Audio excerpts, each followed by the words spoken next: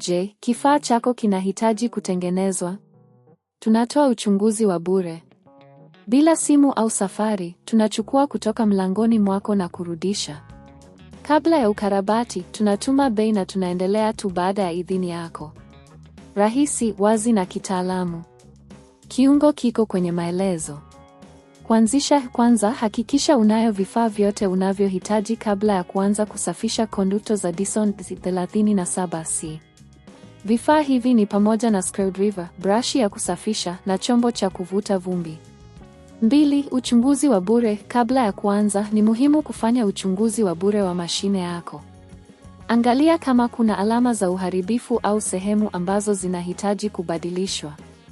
Ikiwa unahitaji msaada, unaweza kuwasiliana na huduma ya wateja ya Dyson au kutafuta huduma ya kuchukua nyumbani. 3. Kutenganisha konduto. Tenganisha konduto kutoka kwenye mashine kwa kuzungusha na kuvuta. Hakikisha umeacha mashine ikawa mbali na umeme ili kuepuka ajali. 4. Kusafisha konduto. Tumia brashi ya kusafisha ili kuondoa vumbi na uchafu kwenye konduto. Unaweza pia kutumia mvuta vumbi ili kusaidia katika mchakato huu. Hakikisha unafikia sehemu zote za konduto. 5. Kuangalia filters. Mara tu konduto imekuwa safi, angalia filters.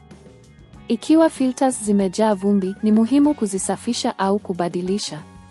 6. Kurejesha konduto. Baada ya kusafisha, pandisha konduto kwenye mashine yako kwa njia sahihi. Hakikisha inashikilia vizuri na haifanyi kelele wakati wa matumizi.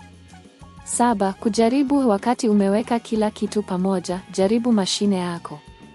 Angalia kama inafanya kazi vizuri na hakikisha hakuna kelele zisizotarajiwa.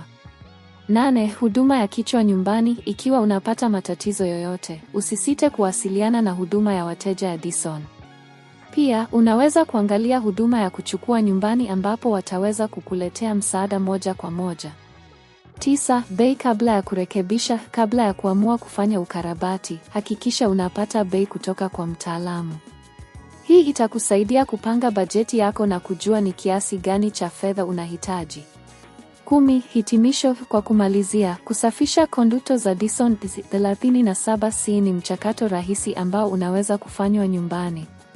Kwa kufuata hatua hizi, utaweza kuhakikisha kuwa mashine yako inafanya kazi kwa ufanisi na inatoa matokeo bora.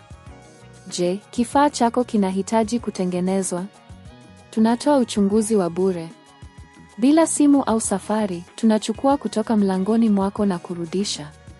Kabla ya ukarabati, tunatuma bei na tunaendelea tu baada ya idhini yako. Rahisi, wazi na kitaalamu. Kiungo kiko kwenye maelezo.